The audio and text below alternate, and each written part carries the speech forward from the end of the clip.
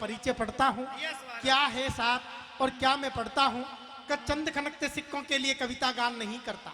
मैं चंद खनकते सिक्कों के लिए कविता गान नहीं करता। अपने मुंह से मैं ताली की यारों मांग नहीं करता, क्योंकि कोई चमकता गोला यारों रवि नहीं हो सकता है, और चंद चुटकले गाकर कोई कवि नहीं हो सकता है, और चंद चुटकले गाकर कोई कवि नहीं हो सकता है। चार पंक्तियां आपके तिरंगे के सम्मान में पढ़ता हूं और आपका मान और सम्मान तिरंगे के प्रति देखना चाहता हूं कि भारत की आन बान शान ये तिरंगा है, भारत की आन बान शान ये तिरंगा है।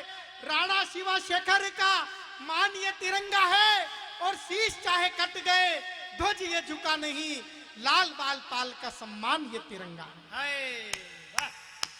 चार पंक्तियां और पढ़ता हूं और आपका पराक्रम अब देखना चाहता हूं कि जो आपका चंद्रयान 2 सफल हुआ, चंद्रयान 2 विफल हुआ और हमारा चंद्रयान 3 सफल हुआ, उस पर आप लोगों की क्या प्रतिक्रिया है कि धरती जीती अंबर जीता अब चंदा की बारी है। जो लोग शेष है वो सुनना कि धरती जीती अंबर जीता अब चंदा की बारी है, और ध्वज पर चंदा नहीं हमारे ध्वज चंदा पर भारी है। धरती जीती अंबर जीता अब चंदा की बारी है, और ध्वज पर चंदा नहीं हमारे ध्वज चंदा पर भारी है।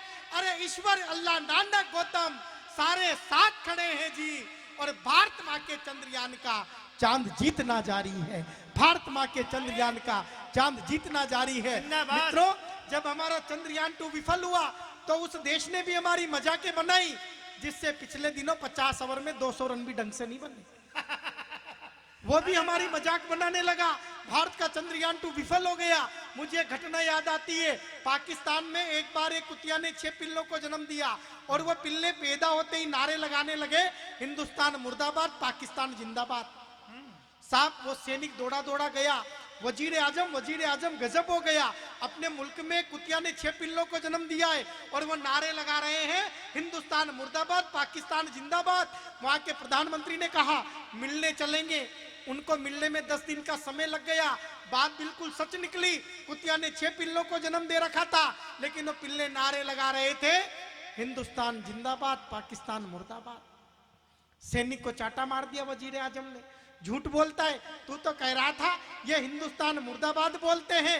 तब उस सैनिक ने कहा वजीर आजम मैंने आपसे कोई झूठ नहीं बोला, लेकिन जिस दिन ये हिंदुस्तान मुर्दाबाद बोल रहे थे वो इनके जन्म का पहला दिन था, और तब इनकी आंखें बंद थी।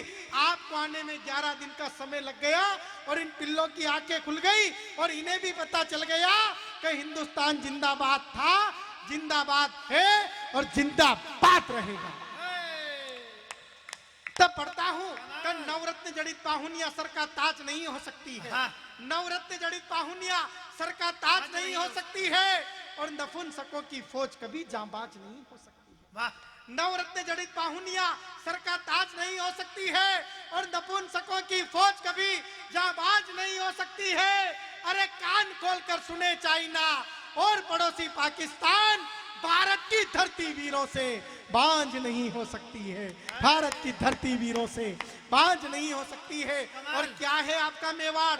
मेवाड़ पढ़ता हूँ साहब कि चाहे जितनी सेना होती मार काट कर आ जाता, चाहे जितनी सेना होती मार काट कर आ जाता, मातृभूमि में दुश्मन का मस्तक उचाट कर आ जाता, और शाही राजघराना यदि मुगलों के चरण नहीं धोता तो चेतक सवार महाराणा अकबर का शीश काट कर आ जाता। और साहब ये मेवाड़ की कौमी एकता पढ़ता हूँ साहब, ये पूरे देश में अगर मेवाड़ कोई जाना जाता है तो कौमी एकता के लिए जाना जाता है। क्या है आपके मेवाड़ की कौमी एकता? कि पूरी दुनिया का नायक वो चेतक का असवारी था, पूरी दुनिया का नायक। मेरे मित्र विशाल, मैंने तुम्हारी महाराणा प्रताप की उस कविता को भी सुना जो मेरे समझ में नहीं आई, इसलिए मैं भी निवेदन करता हूं कि बात करना बंद करें और वो सुने जो मैं पढ़ रहा हूं। पूरी दुनिया का नायक जो चेतक का असवारी था, शीश कटे धड़ लड़े युद्ध में, ये फरमान भी जारी था, और खुद मेवाड़ी राणा प्रताप भी उस बेटे का आभारी था। अरे एक अकेला हकीम खान भी 100 मुगलों पर भारी था। जिंदाबाद।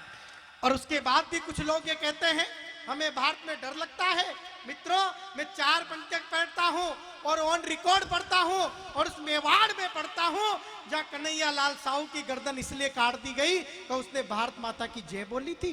तब पढ़ता हूँ किन लोगों को डर लगता है।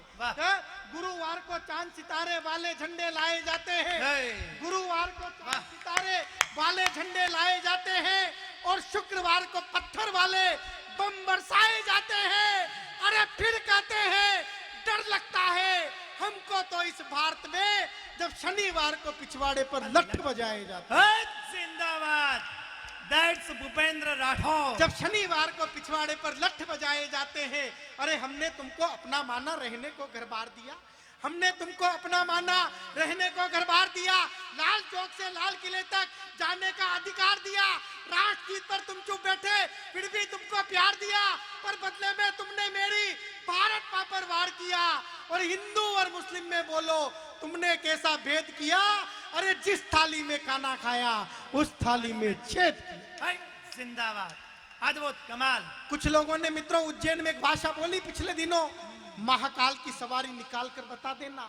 हमने महाकाल की सवारी भी निकाली और जिसने ये भाषा बोली उसकी बिंदोरी भी निकाली। तब पढ़ता हूँ खरगोन करौली दिल्ली में जब पत्थर फेंके जाते हैं, खरगोन करौली दिल्ली में जब पत्थर फेंके जाते हैं तब मंदिर के शिखर कलश भी प्रतिक्रिया पर आते हैं। अरे क्रिया की प्रतिक्रिया होना मानना एक मजबूरी है, पर भारत तेरे टुकड़े होंगे नारे कहाँ जरूरी है। हिंदू मुस्लिम जो भी दोषी तुम दोनों को छाटो जी, और दया धर्म की भाषा छोड़ो सीधे फांसी टांगो जी। और जो दंगों के गुनेगार, और जो दंगों के गुनेगार वो नाम सामने आने दो, और गद्दारों के घर के ऊपर बुलडोजर चढ़ जाने। जवाहरलाल नेहरू जी का कश्मीर था। मैं नेहरू जी से लेकर मोदी जी तक का कश्मीर पढ़ता हूँ। आप राजनीतिक दलों के दुशाले उतार कर सुनना, क्योंकि मैंने भी दुशाला पहनकर कविता नहीं पढ़ी, कविता पढ़ता हूँ। साहब क्या था कश्मीर भाई साहब? वो ऋषियों की धरती थी, वह हवन कुंड भी होते थे। सोन जी भाई साहब, वो ऋषियों की धरती थी, वह हवन कुंड भी होते थे। भारत माँ के पंडित बेटे उस धरती पर सोते थे। जो भारत पर आंख उठे वो आंख फोड़ दी जाती थी, और जो भारत की तरफ बढ़े वो टांग तोड़ दी जाती थी। हिंदू मुस्लिम दोनों मिलकर होली ईद मनाते थे। पंडित उनके घर जाते, वो पंडित के घर जाते थे, और अमरनाथ के जयकारों पर मुस्लिम खुशी मनाते थे। और जिन हाथों में पत्थर है वो पत्थर पूजे जाते थे, जिन हाथों में पत्थर है वो पत्थर पूजे जाते थे। पूरी दुनिया में भारत का मान बढ़ाया जाता था, पूरी दुनिया में भारत का मान बढ़ाया जाता था। 4 वेद और उपनिषदों का ज्ञान पढ़ाया जाता था। पूरी दुनिया में भारत का मान बढ़ाया जाता था, 4 वेद और उपनिषदों का ज्ञान पढ़ाया जाता था। और तेरे मेरे घर के ऊपर केसरिया लहराते थे, और रहमत भाई पंडित के घर मीठी ईद मनाते थे। और जाने किसकी नजर लगी थी जन्नत की फुलवारी को, और उग्रवाद ने आग लगा दी मेरी केसर क्यारी को। और जब आग लगी तो ऐसी लगी साहब कश्मीर की दशा ही बदल गई। कश्मीर में रोज तिरंगे झंडे फाड़े जाते थे, कश्मीर में रोज तिरंगे झंडे फाड़े जाते थे। भारत माता के आंचल में डंडे गाड़े जाते थे। और आजादी का मतलब था कि भारत मुर्दाबाद कहो, और चांद सितारे वाले झंडे लेकर के आजाद रहो। आजादी में भारत माता को गाली दी जाती थी, और आजादी में आतंकवादी को ताली दी जाती थी। और आजादी को गाली देते उन लोगों को छाटेंगे और लाल चौक पर खड़ा करेंगे, उनकी गर्दन काटेंगे। लाल चौक पर खड़ा करेंगे, उनकी गर्दन काटेंगे। क्योंकि गद्दारों को जिंदा रखना, क्योंकि अन्न हमारा खाते हैं पर गीत विदेशी गाते हैं। थोड़ा और आपकी तालियों को बढ़ाना। अन्न हमारा खाते हैं पर गीत विदेशी गाते हैं। भारत माँ ने पाला पोसा, इसको आंख दिखाते हैं। और ये भारत की धरती है जो इतना भी सजाती है, पर गद्दारों को जिंदा रखना कायरता कहलाती है। ये भारत की धरती है जो इतना भी सजाती है, पर गद्दारों को जिंदा रखना कायरता कहलाती है। इसीलिए अब गद्दारों को रोज सुधारा जाएगा, और भारत माँ को गाली दी तो शीश उतारा जाएगा। जिंदाबाद, वाह भैया। हमारे 44 सैनिक शहीद हुए साहब पुलवामा के हमलों में, और कुछ लोगों ने एक भाषा बोली, हमने अफजल गुरु की मौत का बदला ले लिया। जब हमारे ही देश में लोग इसलिए फटाके फोड़े कि भारत हार जाए तब पढ़ना चाहता हूं देश के गद्दारों के साथ हमें क्या सलूक करना चाहिए। क्योंकि जब भारत के 44 बेटे वीर गति को पाए थे तब भारत के गद्दारों ने गीत खुशी के गाए थे और अफजल जिंदाबाद के नारे दिल्ली में लगवाए थे। मंदिर मस्जिद गुरुद्वारों पर काले बादल छाए थे। ऐसे घर के गद्दारों को मत भारत अब माफ करे और सबसे पहले घर के गद्दारों को भारत साफ करे। कमाल। कुछ लोग ये कहने लगे कवियों ने कैसे धारा 370 हटा दी, एक राजनीतिक दल ने हटा दी। मित्रों ये गलत है। धारा 370 हटाने के लिए या तो हमारे सैनिकों का योगदान है या कवियों का योगदान है। जब लोग उस महबूबा मुफ्ती को समर्थन देकर बैठ गए जो भारतीय सेना को बलात्कारी कहती है, तब ये कवि खड़ा होता है हाड़ौती से और देश के प्रधान को भी मैंने उस समय कहा कि 56 इंची सीने की ताकत जम्मू में दिखलाते है, 56 इंची सीने की ताकत जम्मू में दिखलाते और सूरज बनकर आप चमकते, चंदा तारे छिप जाते। अरे वो आतंकी छोड़ रहे थे, तुम गठबंधन ठुकराते, उस दिन मोदी तुम भारत के बाल ठाकरे कहलाते। और भी कड़वा बोला मैंने क्योंकि वो नहीं हटा रहे थे धारा 370, तब मुझे और कड़वा लिखना पड़ा। मैंने ये तक कहा देश के प्रधान से कि माना गठबंधन की सरकारों में झुकना पड़ता है और चलते चलते राही को भी पथ में रुकना पड़ता है। हम तुमको भारत का धृतराष्ट्र नहीं होने देंगे और 100 पापी कौरव वाला बाप नहीं होने देंगे। अरे माना मैडम पीएम सीएम की कितनी मजबूरी हो पर गद्दारों को गोली मारे वो सरकार जरूरी है। हाँ भैया, गद्दारों को गोली मारे वो सरकार जरूरी हो। संविधान में संशोधन अधिकार तुम्हें दे रखा है, संविधान में संशोधन अधिकार तुम्हें दे रखा है। नहीं तुम्हारे आगे कोई किस्ती लक्ष्मण रेखा है, दोनों सदनों को मिलकर तुम संशोधन ला सकते हो और भारत माता के बेटों को जिंदा बचवा सकते हो।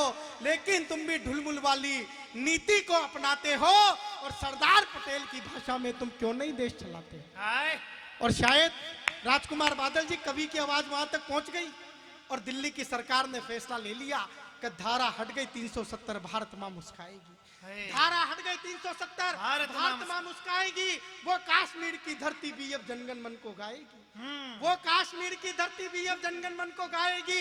मेरी भारत माता जग में वंदन ये कहलाएंगी और अब भारत की सेनाएं भी शीश काट कर लाएंगी और जो लोग तिरंगे जला रहे अब उनकी शामत आएगी और जो भारत मुर्दाबाद कहे वो जीप काट दी जाएगी। जो भारत मुर्दाबाद कहे वो जीप काट दी जाएगी। कविता की अंतिम पंक्तियां पढ़ता हूं साहब। धारा 370 हटने के बाद हमने क्या देखा, पिछले दिनों G20 का सम्मेलन हुआ साहब। महात्मा गांधी की समाधि पर बड़े बड़े देश के प्रधानमंत्री नंगे पैर चल रहे थे और अगर थोड़े दिन यही दौर चलता रहा तो पूरा मुल्क नवरात्रे के व्रत भी करने लगेंगे ये लोग।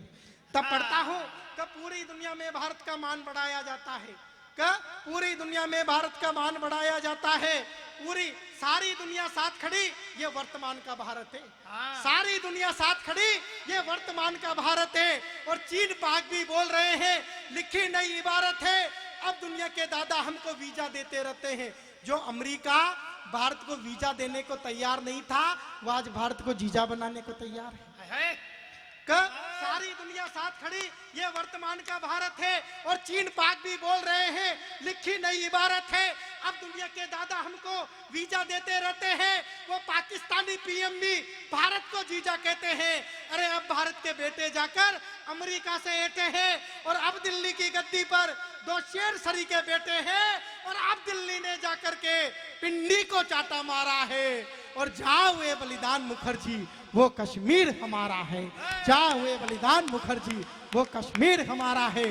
जय हिंद, जय भारत, वंदे मातरम, जय श्री राम, जय श्री राम, जय श्री राम, वंदे मातरम, जय श्री राम। जय और मित्रों ये मेरी कोई चापलूसी नहीं है, आपको मेरी भाषा से भी लग गया होगा क्योंकि यारों मुझको शौक नहीं है दरबारों में जाने का, राजमहल में जाकर मेरे मस्तक को झुकवाने का। मैं दिनकर का वंशज हूँ, दिनकर की गाथा गाऊंगा और सोती सोती जनता को भी आज जगा कर जाऊंगा।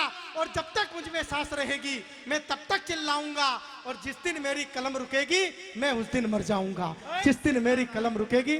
मित्रों हमने बहुत से विधायकों से कहा कवि सम्मेलन करवाओ, कवि सम्मेलन करवाओ। तब आजकल विधायक एक चीज कहते हैं यार पहले टिकट तो फाइनल हो जाए, लेकिन मित्रों एक बार जोरदार तालियां बजाना हिंदुस्तान की सेना के उस भूतपूर्व सैनिक के लिए जिन्होंने इतना बड़ा आयोजन आपके लिए करवाया।